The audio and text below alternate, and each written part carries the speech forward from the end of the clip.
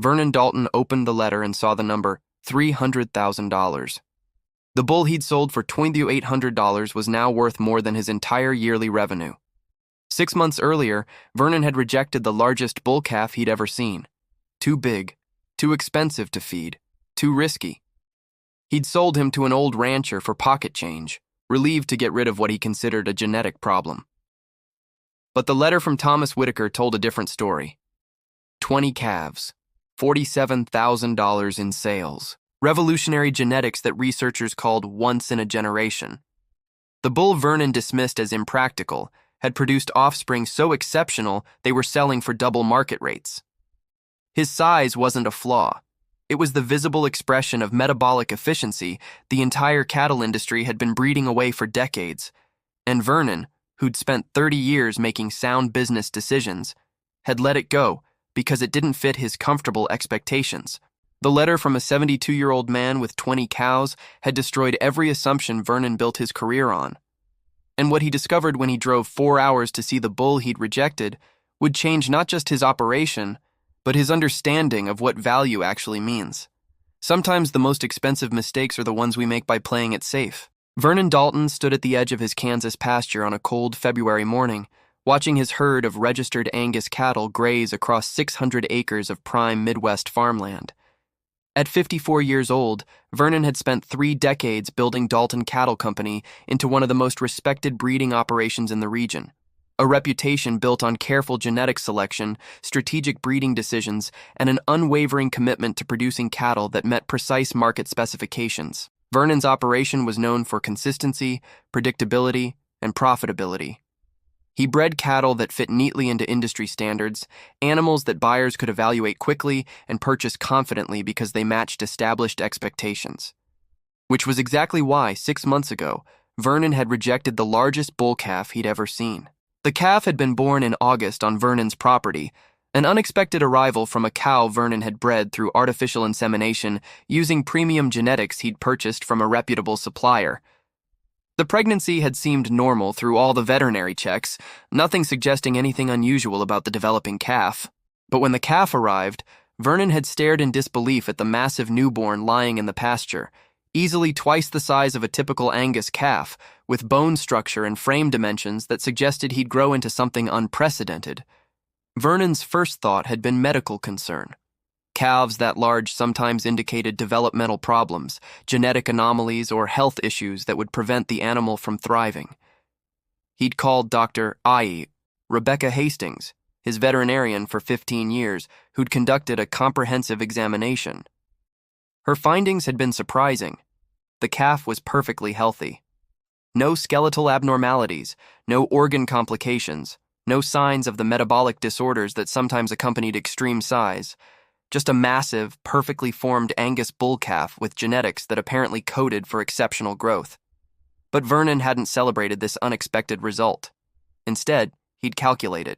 A calf this large would require significantly more feed than standard animals, would grow into a bull so massive that handling equipment might need modification, would be difficult to market because buyers preferred predictable sizes, manageable dimensions, cattle that fit established infrastructure. The insurance cost alone for keeping an animal this valuable and this large would be substantial. And there was no guarantee that the calf's exceptional size would translate into profitable breeding outcomes. It might just mean higher costs with no additional revenue. So Vernon had made a business decision. He'd listed the calf for sale at weaning, pricing him at $12,800, a fair price for an unproven bull calf with unusual characteristics, but not the premium price that proven genetics would command. The listing had generated interest from smaller operations and hobby farmers, people who were intrigued by the calf's size and willing to take a chance on something unconventional. But serious breeders, the established operations that understood cattle economics, had passed. Too much risk, too many unknowns, too far outside normal parameters. The calf, whom Vernon had simply numbered as the Rars 847 in his records, never bothering to give him a proper name, had sold to a man named Thomas Whitaker, a 72-year-old rancher from western Kansas who ran a small operation with 20 breeding cows and apparently had more sentiment than business sense. Thomas had paid Vernon's asking price without negotiation, loaded the massive calf into his trailer, and driven away while Vernon had felt relief that he'd found a buyer willing to take on what he privately considered a genetic curiosity that would probably never justify its feed costs. That had been 6 months ago. Vernon had thought about the Gate 47 occasionally in passing, wondering if Thomas was regretting his purchase, if the calf's size had caused handling problems, if the novelty had worn off to reveal the practical challenges Vernon had anticipated. But Vernon hadn't dwelled on it. He'd made what he considered a sound business decision, moving forward with his breeding program, focusing on the predictable, marketable cattle that built successful operations. Until the letter arrived. It came on a Tuesday in February, forwarded from Vernon's business address to his farmhouse. The envelope was handwritten in shaky script that suggested age, addressed to Vernon Dalton, Dalton Cattle Company. No return address, though the postmark showed it had originated from Hays, Kansas, near where Thomas Whitaker's small ranch was located. Vernon opened it standing at his kitchen table, expecting perhaps a complaint about the calf, a request for health records, maybe even a demand for partial refund if Double 847 had developed problems. What he found instead made him sit down slowly, his coffee forgotten as he read words that would fundamentally challenge everything he thought he understood about cattle, value, and his own judgment. The letter was written in the same shaky handwriting as the envelope, clearly penned by someone whose hands weren't as steady as they used to be. Dear Mr. Dalton, my name is Thomas Whitaker, and 6 months ago I purchased a bull calf from you that you'd listed as Double 847. You probably don't remember me. I was just an old man with a small operation, not the kind of buyer you usually deal with. But I remember you, and I remember that calf. And I'm writing because I believe you deserve to know what happened after I brought him home. I'm 72 years old. I've been ranching in western Kansas for 50 years, ever since I came back from Vietnam and used my saved military pay to buy 20 acres and 3 cows. I've never had a big operation like yours. Never had the money for fancy genetics or the land for hundreds of head. Just me, my 20 cows, and a lifetime of doing the best I could with what I had. When I saw your listing for that calf, something told me I needed him. Not for business reasons. I'm past the age where business decisions make much sense. But because looking at that massive calf in your photographs, I saw something you apparently didn't. I saw possibility. I saw an animal that didn't fit into neat categories, that challenged expectations, that was being rejected precisely because he was extraordinary instead of ordinary. I named him Goliath. Seemed fitting for a bull that size. And Mr. Dalton, I want you to know that Goliath has been the greatest investment I ever made, though not in the way you'd measure on a balance sheet.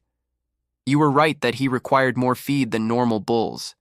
He ate nearly twice what my other cattle consumed, and there were months when I wasn't sure I could afford it.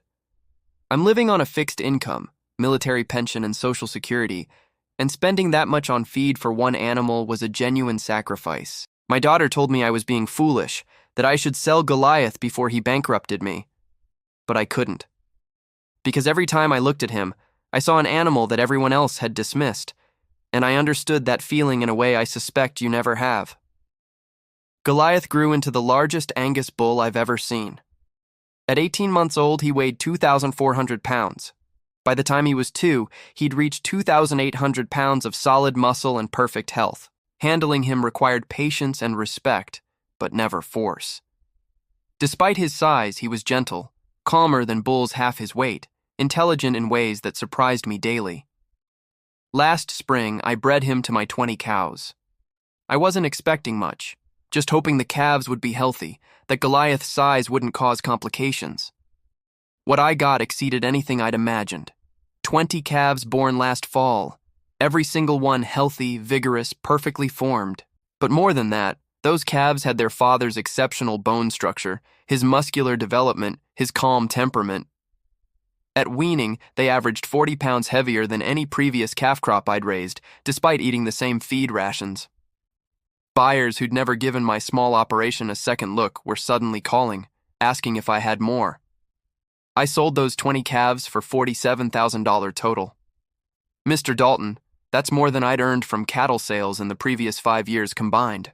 And it wasn't just the money, though God knows at 72 that money matters. It was the proof that the bull you'd rejected as impractical, too expensive, too risky, was actually the most valuable animal I'd ever owned. Vernon stopped reading, his hands gripping the letter so tightly the paper crumpled at the edges. $47,000 from 20 calves. He did the math quickly. That was $2,350 per calf, nearly double the market rate for even premium Angus weaner calves. The bull he'd sold for $2,800 had generated that kind of return in a single breeding season for a small operation with 20 cows. What would he have generated on Vernon's operation with 300 breeding cows? Vernon's chest tightened as he continued reading, already knowing that the letter wasn't finished destroying his assumptions. But here's the thing I really need you to understand, Mr. Dalton. The money matters, but it's not why I'm writing. I'm writing because last week, Dr. Patricia Moreno from Kansas State University came to my ranch. She'd heard about Goliath through a cattle buyer who'd purchased some of his offspring, and she wanted to study his genetics as part of her research on efficiency phenotypes, cattle whose bodies are optimized for resource conversion and sustainable production. She spent 3 days at my ranch, taking samples, running tests, analyzing data. And Mr. Dalton, what she found is that Goliath isn't just a large bull. He's a genetic anomaly, a once-in-a-generation expression of traits that the cattle industry has been inadvertently breeding away for decades because we've been selecting for uniformity instead of excellence. His size isn't a flaw or a curiosity. It's the visible expression of metabolic efficiency, muscular development, and growth optimization that makes him and his offspring more profitable per pound of feed consumed than conventional cattle. Dr. R.A. Moreno told me that Goliath's genetic markers are so rare and so valuable that they're worth documenting, preserving, and potentially reintroducing into breeding programs across the country. She asked me if I'd be willing to make Goliath available for a comprehensive genetic study. She talked about collecting semen for preservation, about documenting his offspring's performance, about potentially changing how the industry thinks about cattle selection. And Mr. A. Dalton, she told me that Goliath represents genetics worth hundreds of thousands of dollars to the right breeding program. The bull you sold me for $2,800 is now valued at over $300,000. Vernon's coffee cup slipped from his numb fingers and shattered on the kitchen floor. He didn't move to clean it up. Didn't even register the broken ceramic and spreading liquid. $300,000. The bull he'd rejected as impractical, too risky, outside normal parameters, the calf he'd been relieved to sell, was worth more than Vernon's entire annual cattle sales revenue. The letter continued, and Vernon forced himself to keep reading, even though part of him wanted to crumple the paper and throw it away, to never know the rest of what Thomas Whitaker had written. I'm not writing to make you feel bad, Mr. Dalton, though I suspect that's exactly what this letter is doing. I'm writing because I think you need to understand something that took me 72 years to learn. Value isn't always visible in ways we've been trained to recognize. Sometimes the most valuable things are the ones that don't fit neatly into our expectations, that challenge our assumptions, that require us to see beyond immediate convenience to longer-term significance. You looked at Goliath and saw risk, expense, complication. I looked at him and saw possibility. You made a business decision based on conventional metrics. I made a decision based on instinct and faith. And the difference between our perspectives changed both of our lives. Yours by removing something extraordinary you never recognized. Mine by adding it. I'm 72 years old, Mr. Dalton. I've probably got 10 good years left, maybe less. But those years will be secure because of Goliath, because of one old man's willingness to see value where a successful businessman saw only problems. And I wanted you to know that, not to boast, but because I suspect you're the kind of man who measures success in ways that might need reconsidering. The bull you rejected taught me that the things we dismiss are often the things we need most. I hope someday you learn that lesson too. Sincerely, Thomas Whitaker. Vernon sat in his kitchen for a long time after finishing the letter, the broken coffee cup still on the floor, the winter sunlight shifting across the table, the words echoing in his head in Thomas Whitaker's voice. A voice he barely remembered from 6 months ago, when an old man had shown up with a trailer to collect a bull calf that Vernon had been relieved to sell. $300,000. Revolutionary genetics. A breeding career that Vernon could have built his entire operation around. Gone, sold for $2,800 to a man who'd seen what Vernon had been too blind to recognize. And the worst part, the part that made Vernon's throat tighten with an emotion he couldn't quite name, was that Thomas was right. Vernon had looked at that massive calf and seen problems to avoid rather than possibilities to embrace, had made a sound business decision that was actually just fear masquerading as prudence, had let go of something extraordinary because it didn't fit into the comfortable, predictable, profitable categories he'd spent 30 years perfecting. The bull he'd rejected had changed Thomas Whitaker's life. And this letter, these words written in shaky handwriting by a 72-year-old man who'd seen value where Vernon had seen complications, was about to change Vernon's life in ways he was only beginning to understand. Vernon called Dr. Rebecca Hastings that same afternoon, the letter still spread across his kitchen table, coffee stains darkening one corner where the broken cup had leaked. Rebecca answered on the third ring, her voice carrying the professional warmth of someone who'd worked with Vernon for 15 years. "Rebecca, do you remember the massive bull calf born here last August? The one I sold at weaning?" There was a pause.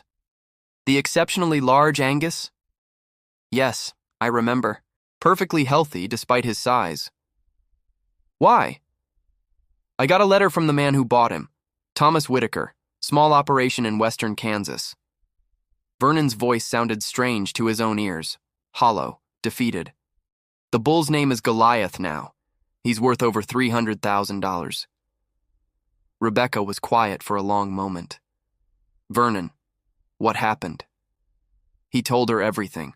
The letter, Thomas Whitaker's story, Dr.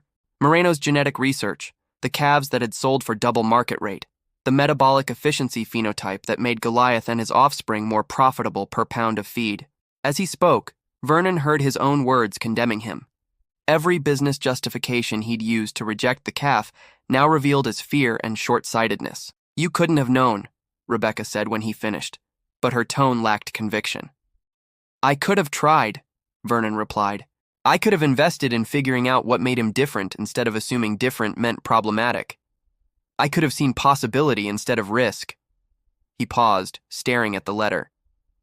"Rebecca, I've spent 30 years building this operation on predictability and consistency, and I just rejected the most valuable animal I'll ever produce because he didn't fit my expectations. What are you going to do?"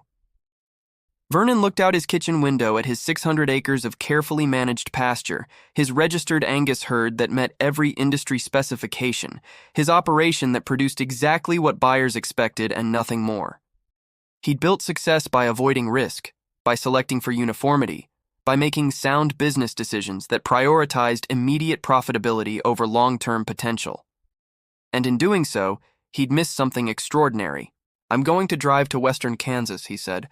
"I need to see Goliath. I need to understand what I couldn't see 6 months ago."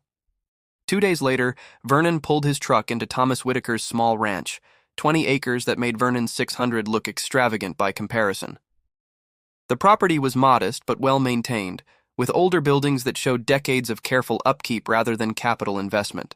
Thomas himself emerged from the house as Vernon parked, a man in his 70s with white hair, weathered skin, and the kind of lean build that came from a lifetime of physical work and limited resources. "Mr. Dalton," Thomas said, his voice carrying neither hostility nor warmth. "Got your call. Wasn't sure you'd actually come." "I needed to see him," Vernon said simply. "Goliath." Thomas led Vernon to a small pasture where the bull stood among 20 cows, and Vernon felt his breath catch despite knowing what to expect. Goliath was magnificent. Nearly 2,800 pounds of perfectly proportioned muscle and bone, his black coat glossy with health, his movement surprisingly graceful for an animal his size. He watched their approach with calm intelligence, no aggression, just awareness. "He's beautiful," Vernon said, and heard the regret thicken his voice. "He is," Thomas agreed. "But you didn't see that 6 months ago. You saw problems." "I saw risk, I saw expenses, I saw something outside normal parameters." Vernon turned to face Thomas directly. "I was wrong. About him. About what matters. About what value actually means." Thomas studied Vernon's face for a long moment. "You drove 4 hours to tell me that?" "I drove 4 hours because your letter destroyed every assumption I've built my career on," Vernon said. "Because I need to understand how I could be so blind. Because looking at Goliath now, I see what you saw from the beginning, and it's forcing me to question every decision I've made for 30 years. Thomas walked to the fence, resting his arms on the top rail. "You want to know the difference between us, Mr. Dalton? You've got 600 acres and hundreds of head and all the resources in the world. I've got 20 acres and 20 cows and a fixed income that barely covers feed costs. You could afford to take risks. I couldn't. But somehow, I was the one willing to bet on something extraordinary while you played it safe." The words hit Vernon like a physical blow because they were true. He'd had every advantage, every resource, every opportunity to invest in Goliath's potential. Instead, he'd let fear disguised as prudence make his decisions. "I want to make this right," Vernon said. "You can't buy him back," Thomas said immediately. "He's not for sale. Not for 300,000, not for $1 million. Goliath gave me security I never had. I'm not giving that up." "I'm not asking to buy him back," Vernon said. "I'm asking... I don't know what I'm asking. Maybe just for the chance to learn what you understood that I didn't." Thomas was quiet for a long time, watching Goliath graze peacefully among the cows. Finally, he spoke. "You can learn, Mr. Dalton, but it's going to cost you more than money." "What it's going to cost you," Thomas said, still watching Goliath, "is admitting that everything you thought you knew about cattle was only half the truth. Maybe less than half." Vernon spent the rest of that afternoon at Thomas's modest ranch, watching Goliath interact with the herd, observing the calves from last year's breeding season, now 6 months old and already showing the exceptional growth and temperament their father had passed on. Thomas walked Vernon through feed conversion data he'd been meticulously tracking, showing how Goliath's offspring required 30% less feed per pound of weight gain than conventional Angus cattle. "Dr. Moreno explained it to me," Thomas said, pulling out a worn notebook filled with handwritten records. "Goliath's genetics optimize everything: metabolism, muscle development, feed efficiency. He's not just big, he's better. And the industry missed it because everyone's selecting for uniformity instead of excellence." Vernon looked at the numbers, each figure a condemnation of his own decision 6 months ago. "I've been breeding cattle for 30 years. How did I not see this?" "Because you were looking for cattle that fit your expectations instead of cattle that exceeded them," Thomas said bluntly. "You wanted predictable. Goliath was extraordinary, and extraordinary scared you." The words stung because they were accurate. Vernon had built his reputation on consistency, on producing cattle that met specifications, that matched buyer expectations, that required no explanation or justification. Safe cattle, profitable cattle, unremarkable cattle. "What do I do now?" Vernon asked quietly. "You go home," Thomas said, "and you decide whether you want to keep breeding cattle that fit into comfortable categories, or whether you're willing to look for the exceptional animals you've probably been rejecting your whole career." Vernon drove back to his Kansas ranch that evening, Thomas's words echoing in his head. When he arrived home, he didn't go into the house. Instead, he walked to his breeding pasture, where his current calf crop, born last fall, grazed with their mothers. 60 calves, all meeting breed standards, all within expected size parameters, all perfectly conventional, except for one. In the far corner of the pasture stood a heifer calf that Vernon had flagged 3 months ago as problematic, larger than her contemporaries, different body structure, outside normal parameters. He'd planned to sell her as commercial stock rather than keeping her as breeding replacement, the same decision process that had led him to reject Goliath. Vernon walked closer, studying the heifer with new eyes. She was larger than standard, yes, but her bone structure was exceptional, her muscle development impressive, her movement fluid despite her size. She watched Vernon's approach with calm intelligence that reminded him painfully of Goliath. He'd been about to reject her for exactly the same reasons he'd rejected Goliath, because she was different, because she didn't fit, because conventional wisdom said extreme size meant complications rather than advantages. Vernon pulled out his phone and called Dr. Rebecca Hastings. "Rebecca, I need you to look at one of my heifer calves.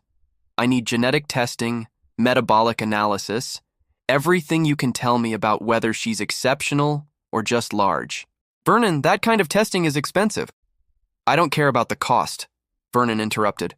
"I care about not making the same mistake twice. I rejected Goliath because I was afraid of investing in something I didn't understand. I'm not doing that again."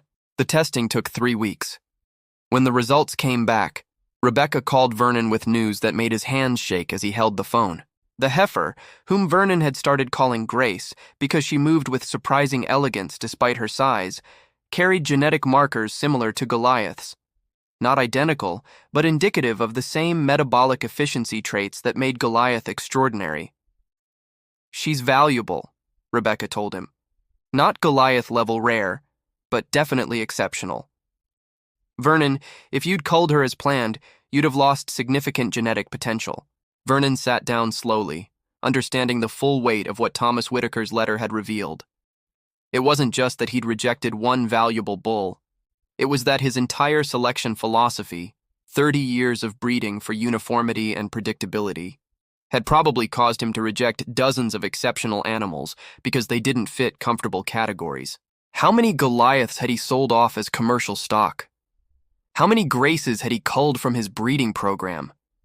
How much potential had he destroyed because he'd been too afraid to invest in understanding what made certain animals different rather than assuming different meant defective? Vernon kept Grace, not just kept her, invested in her development, tracked her growth, documented her feed efficiency. And when she was old enough to breed, he didn't use conventional genetics. He called Thomas Whitaker and asked if Goliath's semen was available.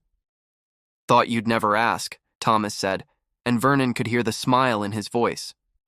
Grace's first calf, born from Goliath's genetics, was exactly what Vernon had been too blind to see in Goliath himself. Extraordinary potential wrapped in unconventional appearance, value that required looking beyond immediate metrics to longer-term significance. Vernon framed Thomas Whitaker's letter and hung it in his office where he'd see it every day. Not as punishment, but as reminder. A reminder that the most valuable things are often the ones that challenge our assumptions. That fear disguised as prudence costs more than bold investment. That sometimes the animals, and opportunities and people we reject are the ones we need most.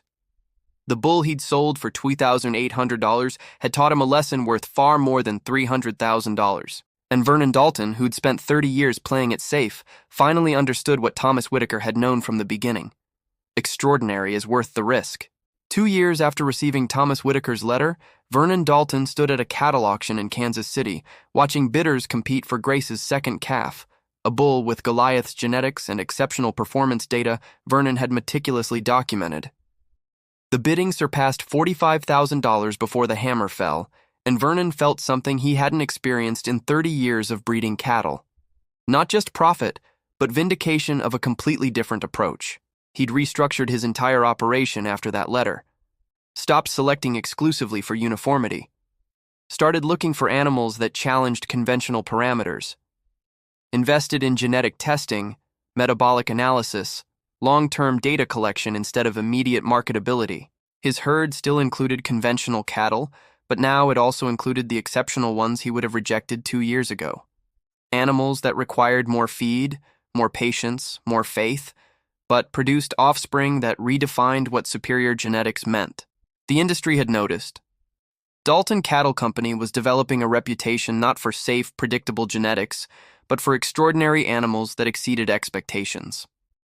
Buyers who wanted something special came to Vernon. Researchers interested in efficiency phenotypes contacted him. His operation had become known for the very thing he'd once feared, being different. Vernon had visited Thomas Whitaker's ranch 3 times since that first trip. The last visit had been in May, and he'd found Thomas looking frailer than before, his 74 years showing in ways that made Vernon's chest tighten with awareness of mortality's timeline. "Goliath's doing well," Thomas had said, sitting on his porch while the massive bull grazed peacefully nearby. "Dr. Moreno's research is going to change breeding standards. Says Goliath's genetics represent the future of sustainable cattle production. Funny how the bull everyone rejected might reshape an entire industry." "Not funny," Vernon had corrected quietly. "Humbling." Thomas had studied Vernon's face, seeing the genuine transformation there. "You learned something." "I learned everything," Vernon admitted. "That letter you sent, it destroyed my assumptions and rebuilt my entire approach. I owe you more than I can ever repay." "You don't owe me anything," Thomas said. "You owed yourself the honesty to recognize when you were wrong. That's harder than most people manage. Now, 2 years later, Vernon drove home from the Kansas City auction thinking about Thomas's words. The bull he'd rejected had changed Thomas's life financially, but Thomas's letter had changed Vernon's life philosophically, had taught him that value exists beyond conventional metrics, that extraordinary is worth pursuing even when it's uncomfortable, that the things we dismiss often contain the lessons we most need. Vernon had framed Grace's genetic testing results next to Thomas's letter in his office. Above both documents, he'd hung a photograph of Goliath, not as reminder of what he'd lost, but as inspiration for what he'd learned. The caption he'd written beneath the photo read, "The bull I rejected taught me to see value in what I don't immediately understand. Sometimes the greatest investments are the ones that scare us most." Vernon's operation would never be the same. His legacy would no longer be just consistent, predictable cattle, but a willingness to recognize exceptional genetics even when they challenged expectations. And every time he looked at Grace's offspring, at the animals he would have culled 2 years ago, at the breeding decisions he now made with courage instead of fear, he thought of Thomas Whitaker and Goliath. The letter had changed Vernon forever. Not because it revealed financial loss, though $300,000 was significant, but because it revealed something more valuable, that a lifetime of sound business decisions had been based on assumptions that prevented him from seeing what an old man with 20 cows and limited resources had recognized immediately. Extraordinary is worth the risk. Different doesn't mean defective. And sometimes the most valuable lessons come from the opportunities we almost missed entirely. Vernon had gotten a letter about the giant bull he'd rejected. What he'd discovered had transformed not just his operation, but his understanding of what value actually means. And that transformation was worth more than any bull, any profit, any reputation he could have built on playing it safe.